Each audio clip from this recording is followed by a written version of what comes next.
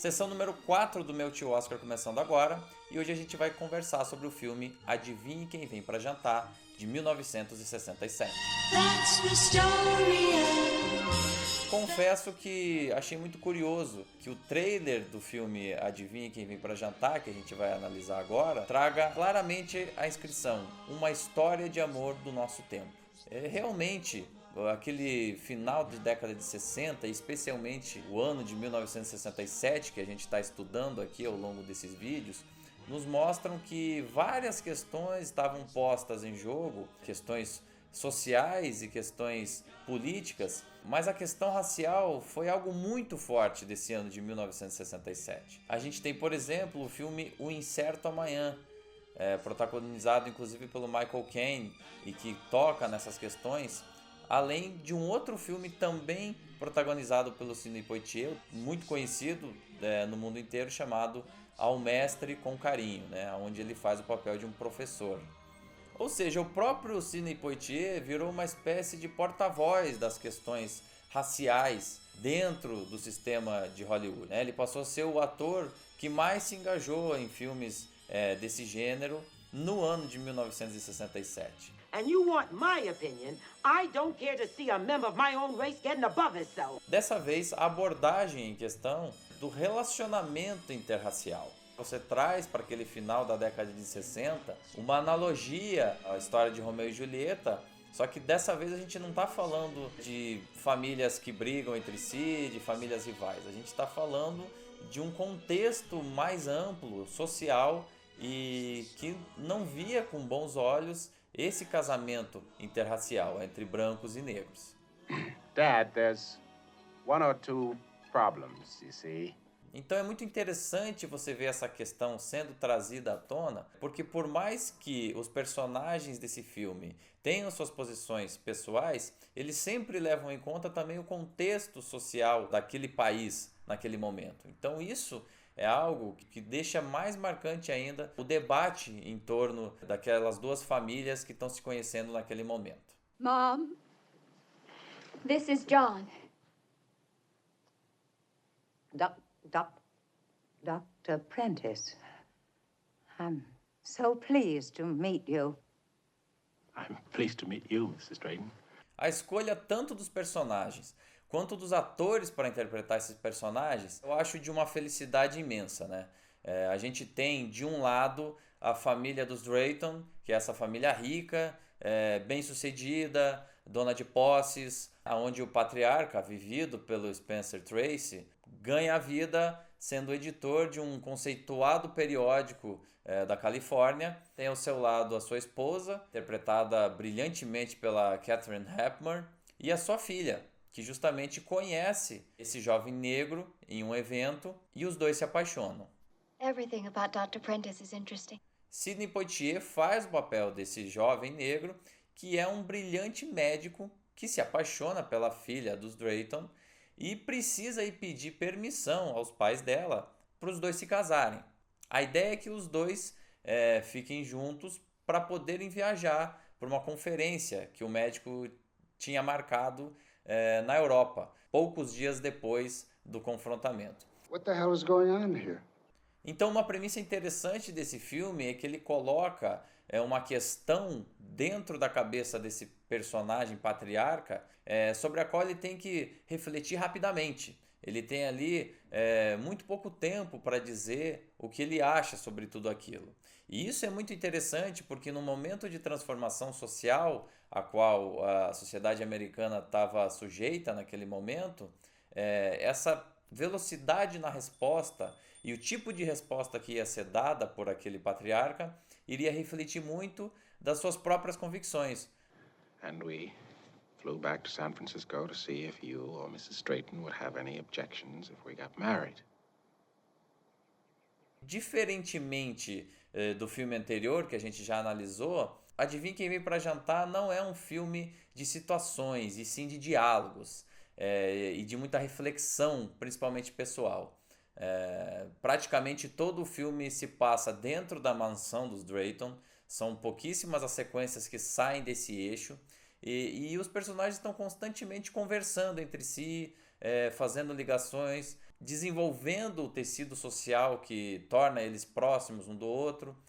Então você vai ter uma correlação de fatores e de pontos de vista muito bem posicionados pelo roteiro a todo momento. Well, it's my fault. See, we have a sort of a situation here.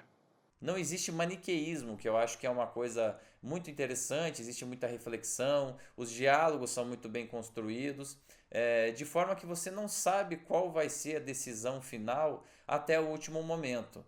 E esse é um dos grandes méritos desse filme. Guess who's coming to dinner? Who? You mean his parents? Você tem, por exemplo, o pai do médico John Prentice frontalmente contrário ao casamento dos dois. Dad, this is Joanna Drayton. Joanna, my mom, my dad. Mrs. Prentice, I'm so happy. Assim como a opinião de uma das empregadas da mansão Drayton, que é negra e também se opõe fortemente. You bring any trouble in here and you just like to find out what black power really means. And furthermore to that, you ain't even all that good looking. Sidney Poitier dispensa apresentações, ele está aí no seu terceiro grande papel do ano e é realmente uma pena que ele não tenha sido lembrado entre os indicados desse ano no Oscar.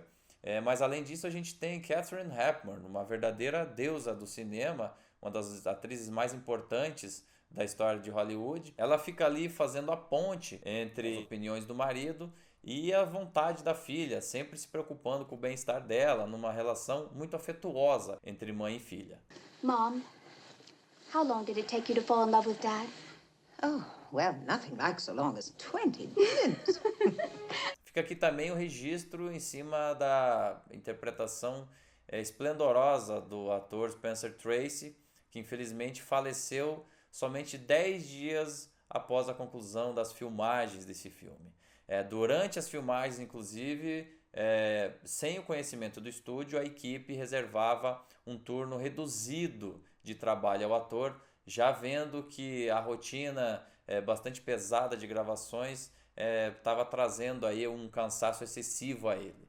Um dos pontos mais incríveis e mais relevantes dessa projeção dentro dessa realidade de diálogos fortes é justamente a conversa inflamada do médico John Prentice com seu pai, que era frontalmente contra ao casamento dos dois. I'm your son. I love you. I always have, and I always will. But you think of yourself as a colored man. I think of myself as a man.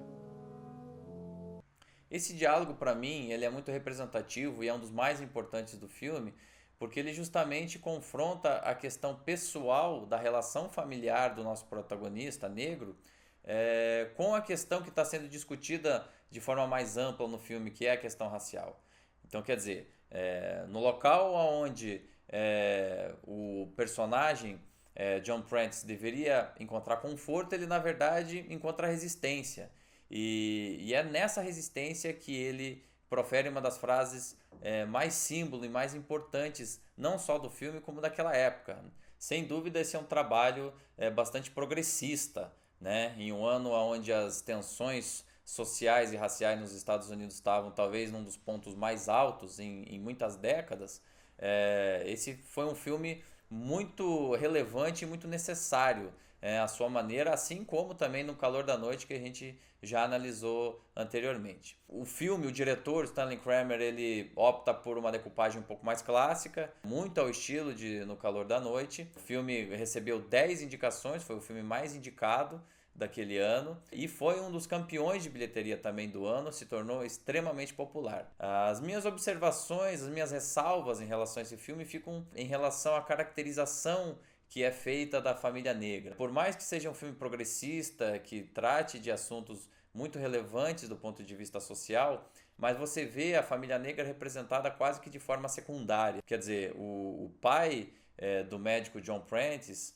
ele é um carteiro aposentado, morador de Los Angeles, católico, e que apresenta uma personalidade um tanto quanto maniqueísta, um tanto quanto atrasada. Quer dizer, essa família de negros ela não é tão virtuosa quanto o personagem de Spencer Tracy, que é essa família branca, anglo-saxã e protestante que ao final de tudo é a grande representação do americano médio, né, do americano tradicional. Além de tudo, justamente ao patriarca branco e bem-sucedido tomar a decisão final por meio de um longo e, por sinal, muito bom discurso no final do filme. Então, bem ou mal, por mais que o filme entre nos méritos aí raciais e sociais, mas no final das contas, quem dá a última palavra é o patriarca branco e rico daquela família. You can try to ignore those people, or you can feel sorry for them and for their prejudices and their bigotry and their blind hatreds and stupid fears. But where necessary, you'll just have to cling tight to each other and say, screw all those people. Isso de forma alguma invalida as virtudes do filme, gente. Eu não estou aqui dizendo que o filme deixa de ser válido por essas questões. Mas no subtexto você ainda tem essas condições aí de representação que eu acho que distanciam ele um pouco dos méritos que, por exemplo, no Calor da Noite, que a gente já analisou, tem. I'll be a son of a bitch. Né? Não deixe de assistir esse filme. É um dos maiores expoentes daquele final de década e um dos filmes mais importantes da carreira de Sidney Poitier, de Katharine Hepburn e de Spencer Tracy. Bom, e com isso a gente chega ao fim dessa análise. Eu agradeço muito a você por ter ficado até agora. Deixe seu comentário, sua impressão, tanto sobre o canal, quanto sobre essa crítica, quanto sobre o filme em si. Eu vou ter o maior prazer em responder a todos vocês. Se você quiser também ler a minha crítica em formato de texto, está lá disponível no www.meutiooscar.com.br. E claro, curta, compartilhe e se inscreva nesse canal para você receber todas as atualizações em primeira mão. A gente se encontra agora, daqui a 3 dias, no dia 25, para conversar sobre o outro filme mais indicado do ano, com 10 indicações, Bonnie e Clyde, Uma Rajada de Balas. Até lá!